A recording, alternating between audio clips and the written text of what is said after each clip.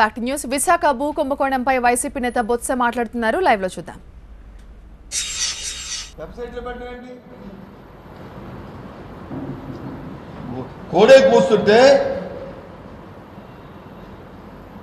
అధికారులు వచ్చి మరి ల్యాండ్ పోలింగ్ దగ్గర వచ్చి అన్యాయం జరిగింది చెప్పని అని అంటే స్టే ఇస్తే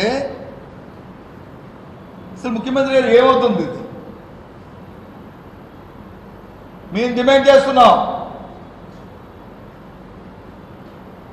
దీని మీద సమగ్ర విచారణ జరగాలి.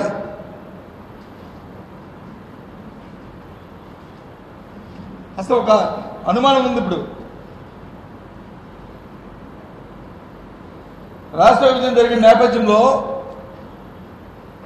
విశాఖపట్నాన్ని ఆర్థిక మండలిగా ఎంతో భవిష్యత్తున్న ఈ నగరాన్ని, ఈ నగరం చుట్టుపక్కల ప్రాంతానికి ఈ సమ్మిట్ పెట్టి ఆ సమ్మిట్ పెట్టి ఏదో పేరు తీసుకొస్తారని చెప్పి విశాఖ నగరాభివృద్ధి అని చెప్పి మొసలి కన్నీరు కార్చి తుఫాన్లో ఉధృతాలు అద్భుతాలు చేశామని చెప్పి ఇదే అద్భుతం, ఈ దోపిడీ అద్భుతం. సిగ్గు అనిపించట్లేదా మీకు అడుగుతున్నాం?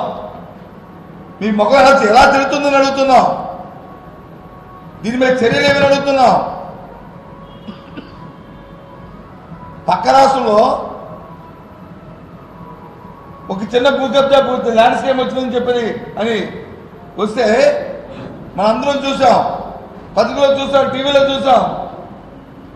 ఆక్రమణ జరిగింది అయ్యప్ప సొసైటీలో అంటే బుల్డోజర్లు ఈ పెట్టి బిల్డింగ్ కొట్టిన పరిస్థితి, ప్రభుత్వ భూమిని కాపాడుకోవడానికి చేసిన పరిస్థితి. నిన్నగాక మొన్న ఇంకో ల్యాండ్ జరిగిందంటే అధికారులు